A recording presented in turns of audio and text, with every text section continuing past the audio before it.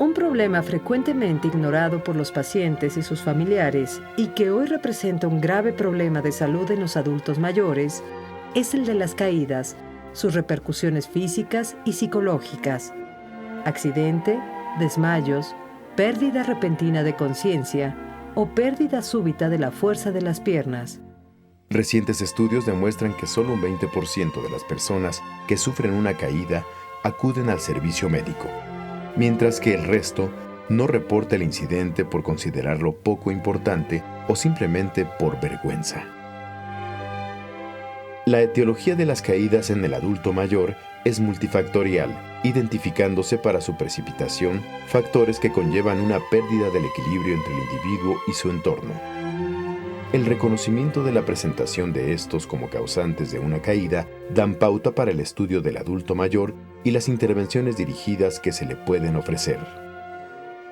La presente guía clínica va dirigida al médico familiar y al equipo multidisciplinario de los servicios de rehabilitación del primer nivel de atención para ofrecerles acciones específicas para la prevención de caídas en el adulto mayor. El programa incluye identificación de factores riesgo, prevención, tratamientos de acondicionamiento físico general y rehabilitatorio, todo enfocado al adulto mayor. Primer paso: identificación de factores de riesgo a través de interrogatorio. Si el motivo de la consulta es por una caída reciente, entonces el médico familiar tendrá que proceder de la siguiente manera.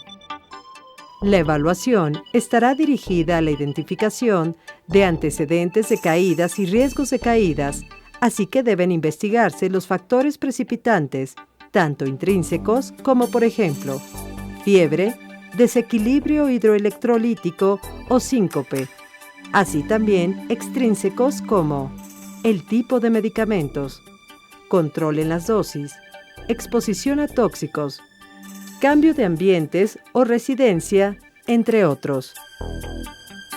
Entre los puntos importantes a interrogar están: ¿cuándo y cómo fue la caída? ¿En qué lugar ocurrió y si hubo testigos? ¿Ha sucedido antes? Esta pregunta es importante en casos de trastornos cardíacos, isquemias cerebrales o estados convulsivos. ¿Sucedió antes de comer? Pregunta que se relaciona con la hipotensión postprandial. ¿Tiene problemas para caminar o mantener el equilibrio? ¿La caída ocurrió después de cambiar de posición rápidamente? ¿Perdió el conocimiento? Pregunta para determinar presencia de síncopes, arritmias o trastornos en la conducción eléctrica del corazón. ¿Qué medicamentos prescritos y automedicados usa el paciente? Los antecedentes de caídas previas están estadísticamente asociados a la recurrencia de las mismas, constituyendo este factor un criterio de inclusión para programas específicos de prevención. Además, está documentado que aquellos pacientes con historia de caídas previas antes del inicio de un programa de ejercicio tienen mayor apego a su tratamiento. Esto, por supuesto, importante mencionar que evaluable hasta los 2 años después de haber sido egresados. Si el motivo de consulta es una caída no reciente, se considera importante el reconocimiento de factores de riesgo intrínsecos y extrínsecos, ocurrencia en el último año, así como características y consecuencias advertidas por el paciente. Dentro de los factores considerados como extrínsecos, encontramos los relacionados con el ambiente del hogar, y en cuanto a los intrínsecos, se pueden mencionar los diferentes tipos de enfermedades, deficiencias y discapacidades generadas de las mismas.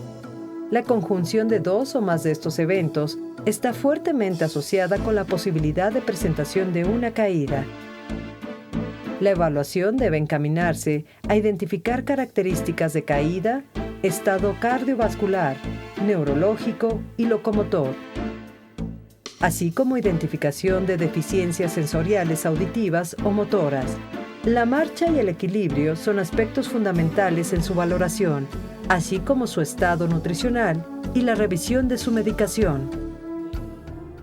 Reconocimiento de factores intrínsecos.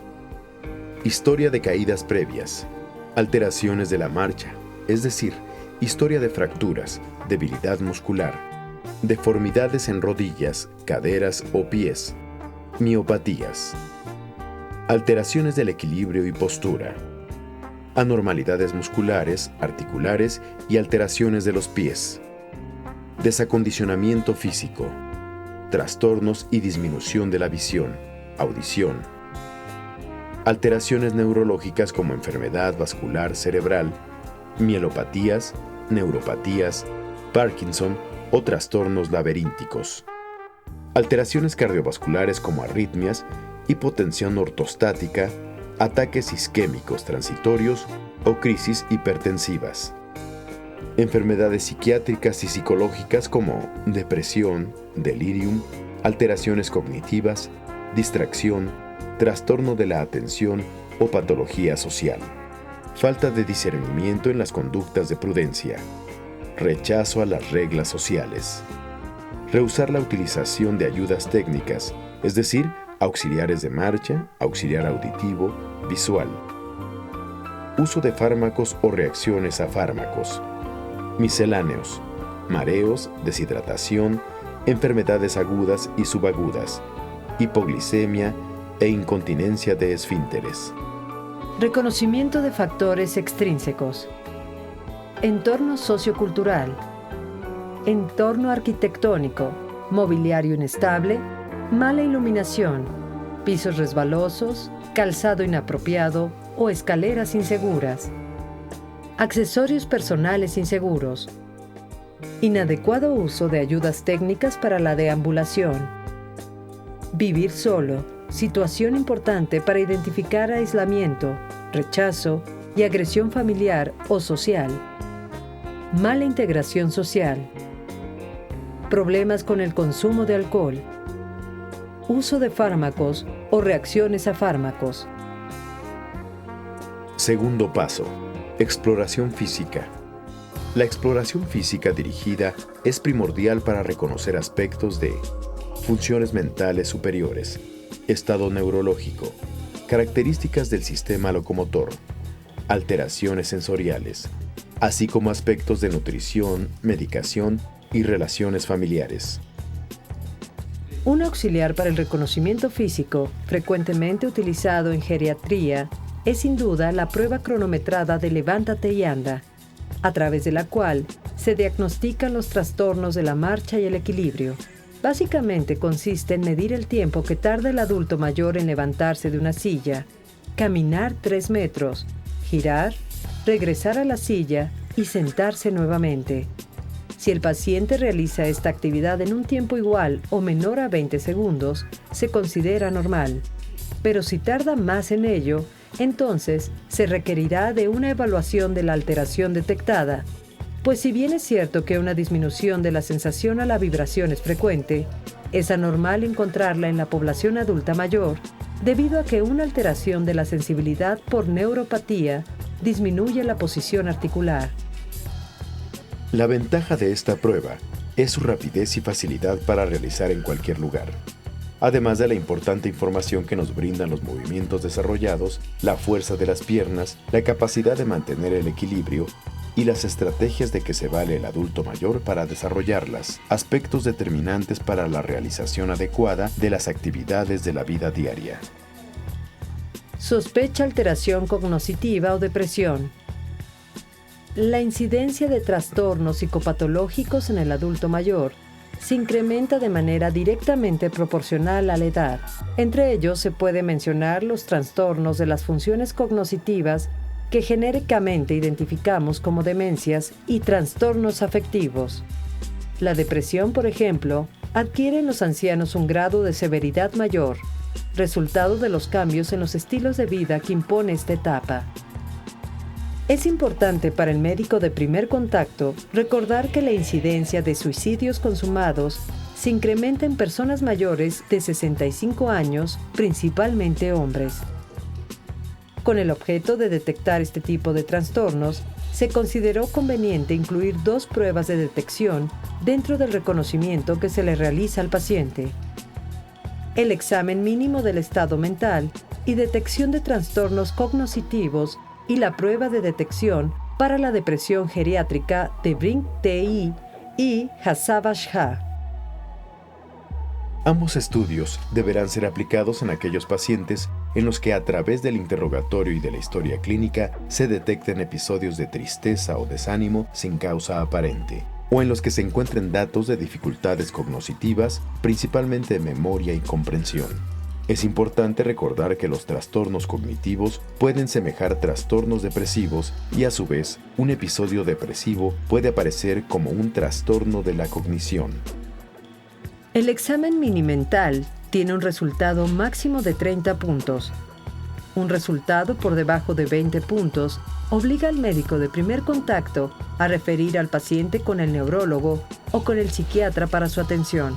Cualquier resultado entre 20 y 24 puntos deja al juicio del clínico la decisión y cualquier resultado entre 25 y 30 puntos no tiene significado para efectos de esta aplicación.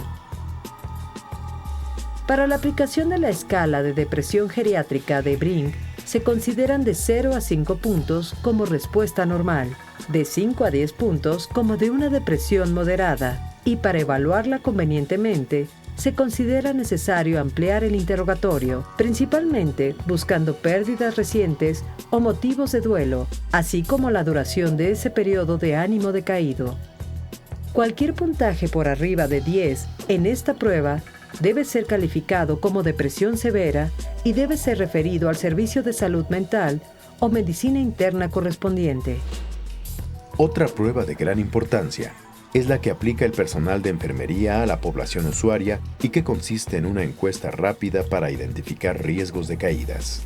Los resultados determinan lo siguiente: una respuesta positiva en el apartado de caídas y 2 respuestas de alteración en patrón de movimiento confirma riesgo y la necesidad de valoración por rehabilitación.